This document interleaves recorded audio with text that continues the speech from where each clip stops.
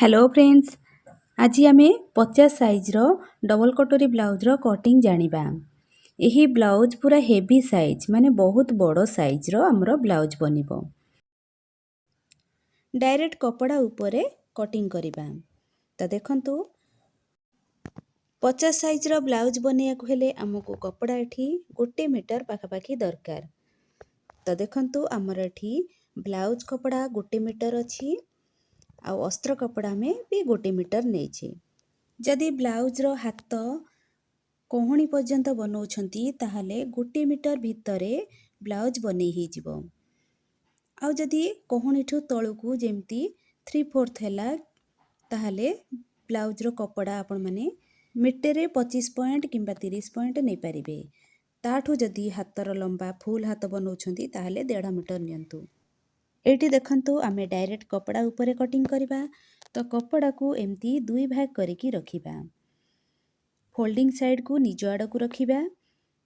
Eighty देखंतु back part आमरो प्रथमे cutting करिबा। तो ब्लाउज रो लंबा माप नबा। ब्लाउज रो लंबा एठी 15 इंच रो बनियर अछि। तो आमे एठी 16 इंच रे मार्क करिबा। कांधर चौड़ाटा आमे एठी 6 इंच रखिबा। आ आर्म होल रो लंबाटा एठी 6.5 इंच रे मार्क करिबा। चेस्ट आमर एठी 50 इंच अछि। तो 50 रो 4 भाग रो 1 भाग एठी 12 इंच अधारे मार्क करिबा। आउ 1.5 इंच किंबा 2 इंच मार्जिन रखिबा। अंटार माप देखंतु 44 इंच अछि। तो 44 रो 4 भाग रो 1 भाग एठी 11 इंच रे मार्क करिबा। आउ 1 इंच अंटार प्लेट पे दबा।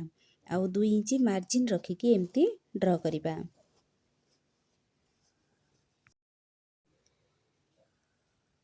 आर्म होल रो शेप देबा पई एई कोण पाखरु 1 इंच मार्क करिकी एमती शेप देबा।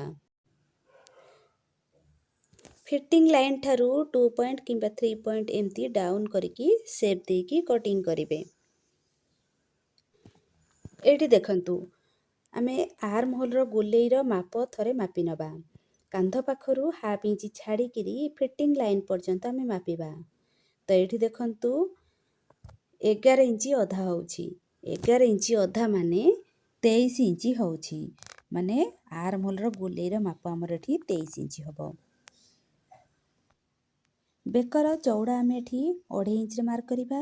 आ बेकर लंबा एठी 9.5 इंच रो बनियार अछि। तो आमे एठी 10 इंच रे मार्क करिबा। आ तळपट साइड रे चौड़ाटा आमे 3 इंच रखी एमती राउंड शेप देबा। फिटिंग लाइन ठारू एमती मिडिल पॉइंट बाहर करिवे। एही मिडिल पॉइंट सीधारे टक्स रो लंबा 5 इंच रखिबे। अंटार सीधा पर्सन आनिया पई एई कड़ साइड रु आमे हाफ इंच ऊपर मार्क करिकी टक्स लाइन पर्यंत एमती तिरछा भाबरे कटिंग करिबा।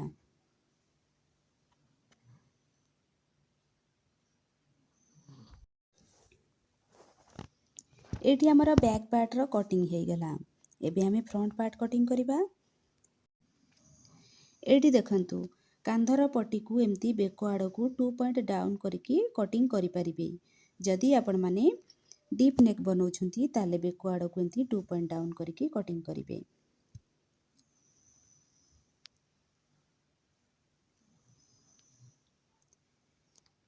एबे आमे फ्रंट पार्ट रो कटिंग करिबा। कपड़ा हमर एठी 2 भाग रे अछि। तो बैक पार्ट को आनिकी एमती साइज करिकी रखिबा। बैक पार्ट हमर जेमती अछि आमे सेम भाबरे ड्रा करि नबा।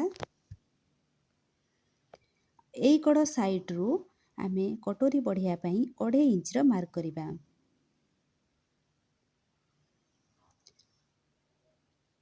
पचास साइज पई आमे एठी 2.5 इंच रो एक्स्ट्रा कपड़ा नेले। तापरे बैक पार्ट हमर जेमती अछि आमे सेम भाबरे ड्रा करिबा। ड्रा कर साला परे बैक पार्ट को काढी नबा।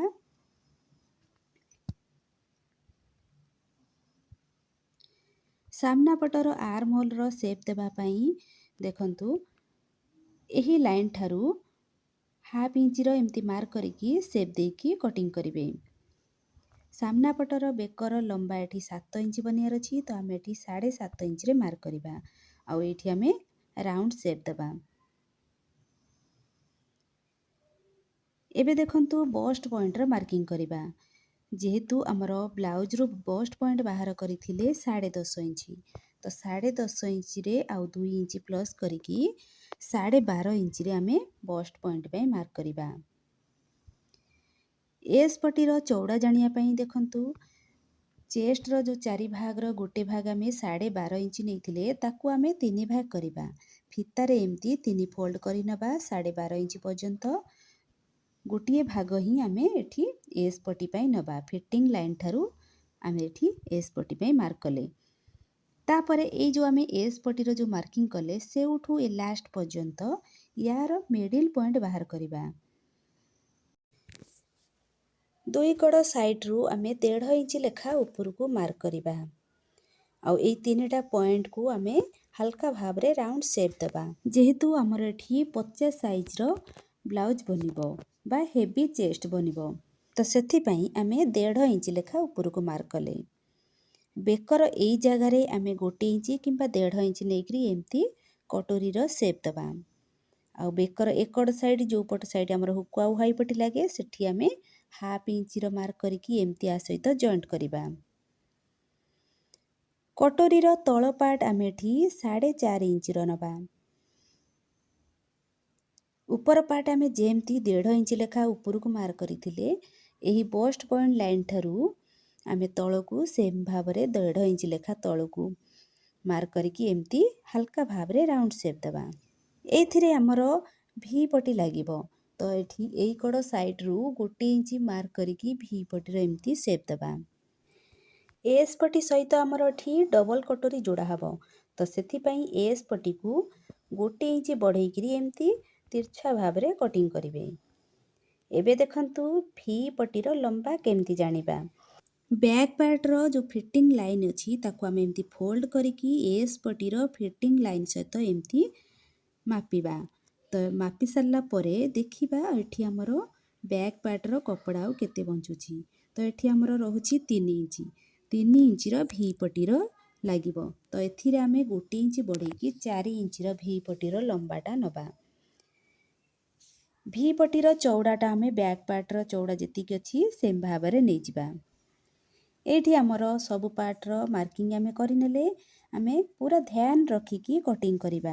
सब पार्ट आमे एठी मार्जिन सहित आमे मार्किंग करिछे कोनोसी मार्जिन रखिबेनी पूरा सेम भाव रे कटिंग करिवे। एठी देखंतु कटोरी रो दुईटा जाक जो पार्ट अछि दुईटा जाक पार्ट को इक्वल कटिया पई देखंतु बस्ट पॉइंट लाइन जो अछि से बस्ट पॉइंट लाइन को एम्ति फोल्ड करि नेबे आउ एठी दुईटा जाक पार्ट को एका थरे के एम्ति कटिंग करिवे।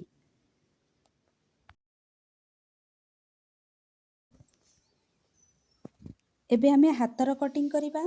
देखंतु कपड़ा को एम्ति पूरा 4 फोल्ड करिबा तो एही कपड़ा रो चौड़ाटा हमरो कम अछि तो एथिरे हमरो कपड़ा जॉइंट हबो तो देखंतु एम्ति फोल्ड करि नेबे।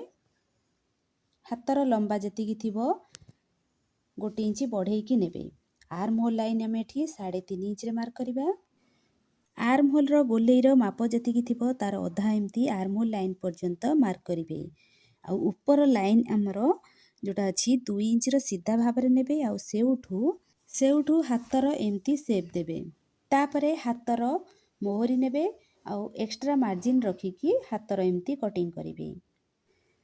सामना पटर आर्म होल रो शेप देबा पई हाथ को एम्ति खोलिकी रखिबे गोटिए पट साइड रु ही हाफ इंची रो मार्क करिकी एम्ति शेप देबे। जदि अस्त्र वाला बनौछंती ताहले प्रथमे अस्त्र कपड़ा और ब्लाउज कपड़ा को जॉइंट करि नेबे जेतेबेले हाथ लगेबे सेई टाइम रे शेप देकी कटिंग करिवे। तो आज आपण मानकू मो 50 साइज रो ब्लाउज रो कटिंग सिखेली। जदि वीडियोटी भलो लागे ताहले लाइक करिवे। Thank you.